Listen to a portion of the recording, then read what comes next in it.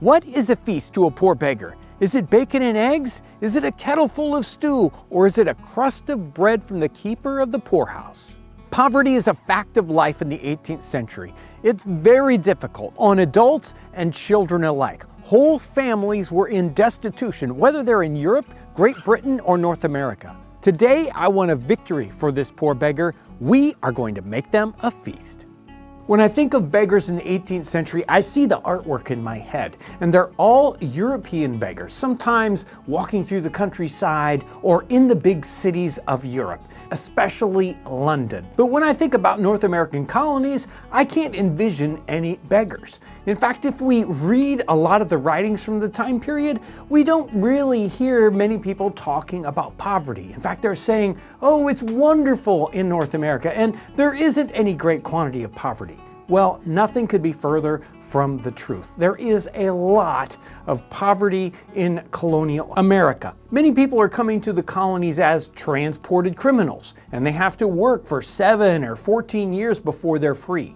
And other people are coming as indentured servants. So many of these transported criminals and indentured servants, even if they survive their indentureship, never get out of poverty.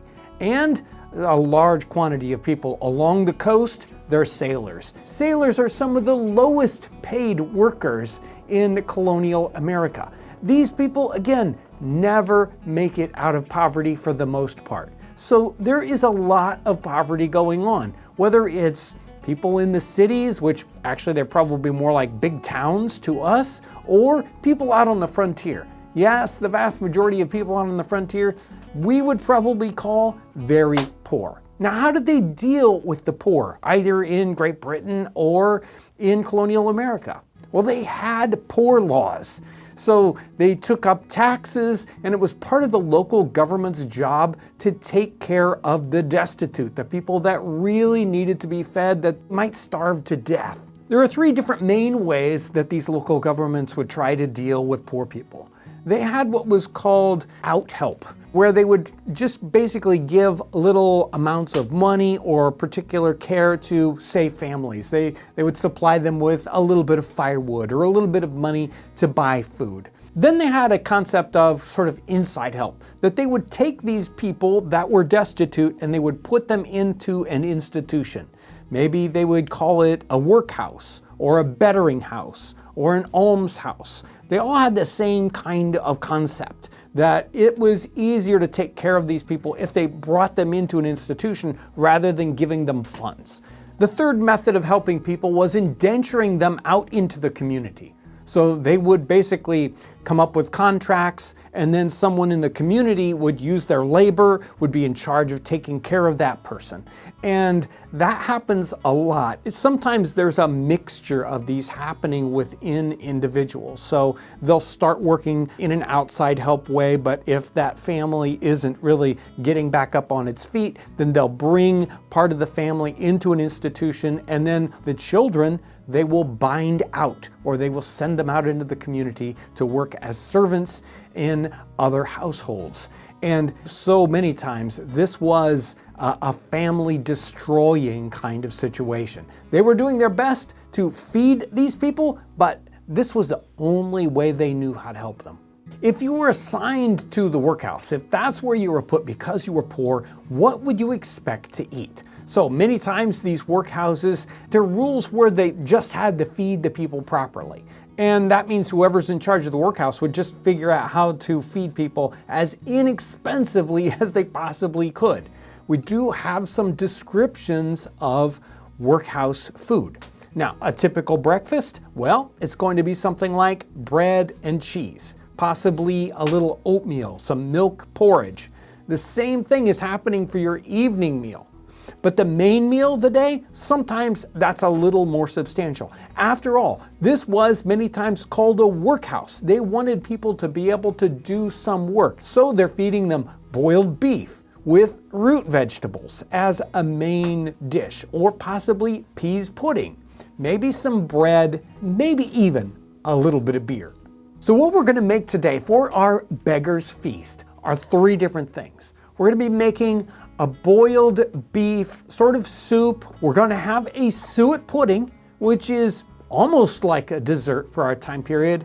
We'll also make a very simple brown bread, and we'll have a little bit of beer. We're gonna start with our suet pudding because that's gonna take the largest quantity of time. That needs to kind of go in and start boiling right away. And a suet pudding is very, very simple.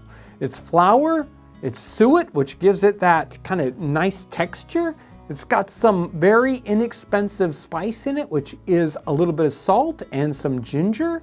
And then we mix up a few eggs and a little bit of milk, and we bundle that up into a pudding cloth. Off it goes, and we start that boiling in our water. The biggest driver of poverty in our time period are health problems. Good medical care in the 18th century, almost impossible.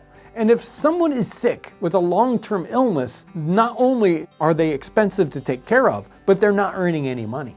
So any kind of health issue can immediately push a family into poverty. And they have to go to inside help. They take them out of their home and they put them into an institution, a workhouse, an almshouse. They, of course, can't get them to work if they're not healthy. So all these institutions almost immediately had to become hospitals.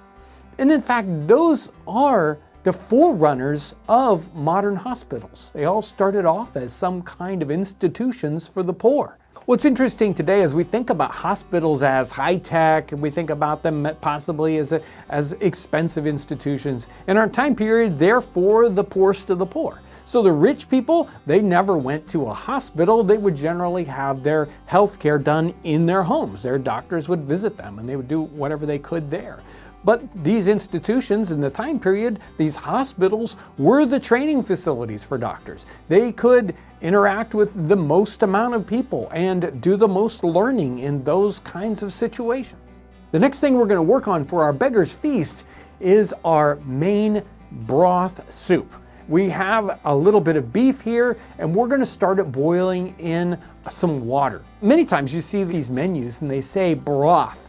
And it could be that they boil this beef and maybe for breakfast, you don't even get any meat in your soup. It's just the broth that came off of something you boiled earlier. After a little while, we're gonna put in our root vegetables, some carrots, some potatoes. Again, very inexpensive, and most likely that the cuts of beef that they would use in something like this beef broth, or we would call it a beef soup, would be the least expensive cuts possible. Sort of shin bone cuts or whatever. We've just got some regular stew meat.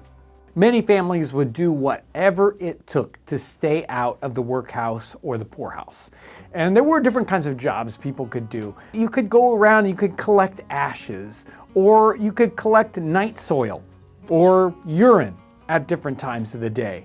You could have some of the dirtiest jobs, but the jobs needed to be done. They could earn enough money to keep you out of the poorhouse. One of the reasons why you wanted to stay out of the poorhouse was because even though it was sort of like a hospital in one way, it was also like a prison in another way. They would get a criminal element in the workhouses, and they would also treat them like criminals. You couldn't necessarily, leave whenever you wanted to. And you had to do certain menial jobs when you were inside the workhouse. Maybe you would have to work up junk, which is taking apart old ropes and fraying them and working them, or doing something like trying to make shoes. They also tried working on a linen industry where they had people both spinning and weaving in the workhouse. Now, it turns out that no matter how much they tried to make these workhouses pay for themselves, they never did. They were always a money-losing proposition. Early on in the concept of these workhouses, they thought, hey, this is going to be great. We're going to get these poor people back to work and they'll actually pay for themselves. Well, that never worked.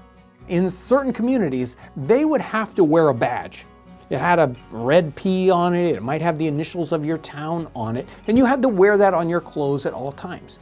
They were trying in the towns to discourage this outside help as much as possible. You were supposed to be ashamed if you had to wear the P badge around town because you got outside help. For our last recipe, we'll be doing the classic workhouse bread. This is a nice brown bread, inexpensive, no special ingredients, and very simple to make.